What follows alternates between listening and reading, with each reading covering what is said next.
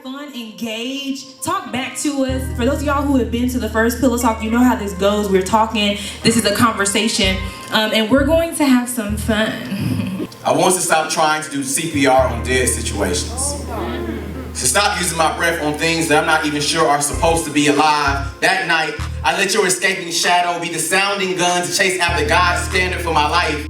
I found out that I'm like my God in my quest to be known. My desire to reveal myself and to be held well. In this Christian walk, they don't teach us how to interact with people. They don't teach us. All they say is, you don't have sex and you date to marry. Here I am, now I'm 30, and my mama saying, well, my grandbaby, it's because you ain't teach me how to date nobody. And because we are godly people who believe in marriage, right? Because that is God ordained.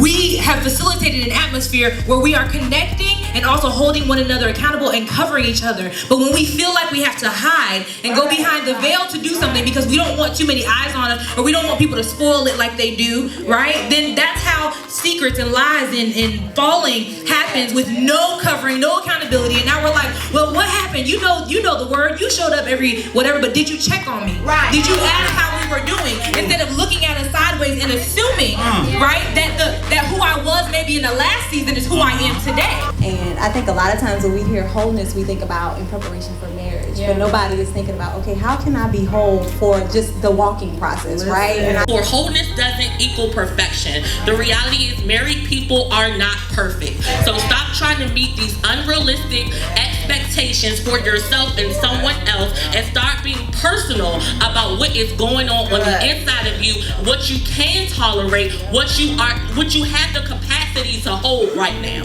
The church, we're so focused on, like you said, half the time they tell us to do things because of personal issues. Don't have sex because I ain't having sex. Nah, you can't be in a relationship because I ain't in a relationship. Well, I'm not you, and you're not my God. Can we be real? Yes, we can. That if we create a greenhouse where people get to know each other, we counsel them through the process of getting to know each other. And let them know about the pitfalls of getting to know each other.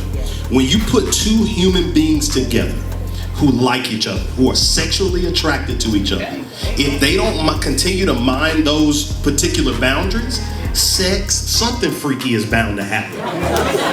But that's where grace is important, because you need leaders to say, okay, what boundaries have y'all crossed? Okay, you know what? We laid in the bed together last night, but we didn't do anything. But the reason why they can't set those boundaries because their relationships are they not having sex and they married. So they don't know how to tell you the pitfalls because they have the grace to do it. And they're still bound.